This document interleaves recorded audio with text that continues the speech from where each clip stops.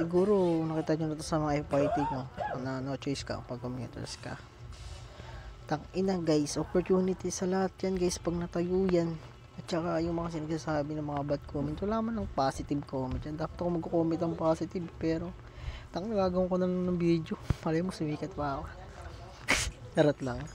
Ako lang ata natutuwa kapag may mga ganyang structure na ginagawa. Ibig sabihin nagkatrabaho talaga ang mga government natin para sa mga mamamayan. Actually sa mga nagko-comment ng mga bad comment yan, hindi yan nag-iisip. Kasi once nakapag walang nagtatayo ng ganyan guys na mga ginhawak tulad ng mga trend, ang ina guys, tabi nyo, isip-isipin nyo, taon-taon maraming nilalabas sa kayo ng mga factory na yan, mga diba, parami yan.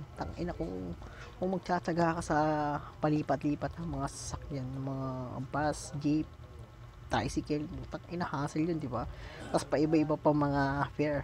Pag nabuo yung trend na yan, king ina, lalo na sa San Jose del Monte, Bulacan, saglit na lang sila punta ng community dito, trabaho ng Manila, diba? Hindi na sa provincial rate yung mapupuntahan nila, diba? Manila rate na. At karamihan ngayon, puking ina, di nagtatrabaho na sa provincial rate kasi nga, na same price naman nung bilihin, pero ina, hindi pa atas ang sahod, diba? Ay no, ina, ako lang ata natutuwa kapag may ganitong so totoo lang, tatsaga-tsaga ka talaga, pero giginhawa naman yan kapag natayo na yung friend na yan, diba? Baka isa ka dyan sa pinabang yun, diba? Ang inam tayong bad comment na lahat, di pa nagagawa yung project, diba? Para sa atin din lahat yan. Ilang piece yo.